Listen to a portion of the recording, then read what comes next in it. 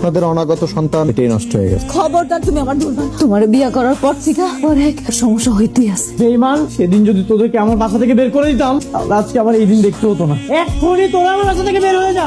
ওর ওই সব সম্পত্তিকে আমরা আর কোনোদিন দখল করতে পারবো না। আমি এত সহজে হাল ছাড়ছি না। আমি একটু ওরা দেখতে পারলাম না, আল্লাহ আমার কাছ থেকে নিয়ে গেল। এরপরে যখন কাউকে বিশ্বাস করবি একটু বুঝে শুনে বিশ্বাস করবি। তুই মেঘলাদের বাসায় চল না, একটু বুঝিয়ে বলবি, তাহলে হবে। মেঘলার মানসিক অবস্থা একদমই ভালো না। কত স্বপ্ন ছিল আমাদের সন্তান হবে, সবকিছু এক নিমিষেই শেষ হয়ে গেল। তোমার না কইছে আরে দেখা মতন ঘাট ধাক্কা দিয়ে বাইর করে দিবা। না না আপনি হানে, আমি তো আপনার লগে সম্পর্ক রাখতে চাই না। ভাবি অনেক, আমরা সবাই আপনাকে নিতে আসছে। কই নিতে আসছেন? ওই অভিশপ্ত বাড়িতে? ওর মতো বড় লোকের বিয়া করে আমার জীবনটা শেষ। চল, তোকে না বললাম যে খুব ইমার্জেন্সি বিষয়গুলো করতে হবে। আমরা আবার ওই বাড়িতে যেতে পারবো, তাই না? আমার প্ল্যানটা সাকসেস হোক, তাহলে ওই বাসায় যেতে আর কোনো বাধা থাকবে না। তোমার নাম কি সোনা? নাফি।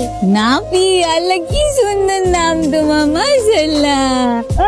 আমার বাচ্চা নিয়ে কই যাও? বাচ্চা চুরি করে পালাই যাচ্ছ? না না স্যার, আমি চুরি করতেছিলাম না, ওরা চিপস কিনে দিতে চাইছিলাম। কোনো কথা কবি না। তোদের মতো কোরআনদারের জন্য কত বাপ মাদের সন্তান হারায় পাগল হয়ে ভুগতেছে। রাতুল, কি জরুরি কাজ বল।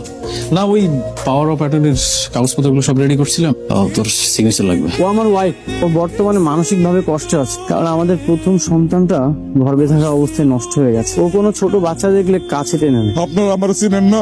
হ্যাঁ, আমার মেয়ে বাচ্চা চুরি করতে পারে? আমি আপনার সাথে অনেক খারাপ ব্যবহার করেছি, ক্ষমা করবেন প্লিজ। আপনি এগুলো কি বলতেছেন? আমি বুঝি তো বাবা মা তার সন্তান হারাইলে কতটা কষ্ট পায়। কে ওরে ডাকছে কে? আমি ফোন দিছিলাম। আব্বা, আমি এত কইরা কইলাম তোমারে যে হের মুখটা আমি আর দেখতে চাই না, এরপর তুমি কল দিছো। তোমাদের এত বড় সাহস, তোমরা আমার বাসায় এসেছো? তোমাদের মতো বেঈমান অমানুষদের আমার বাসায় কোনো জায়গা নেই। আমি ওদেরকে আসতে বলেছি, আজকের পর থেকে ওরা এখানেই থাকবে। কারণ এই মেঘলা মানসিক যন্ত্রণায় ছটফট করতেছে। আরে হ্যাঁ হ্যাঁ, জানি জানি। আমি মোহাম্মদ আব্দুল্লাহ অনিক।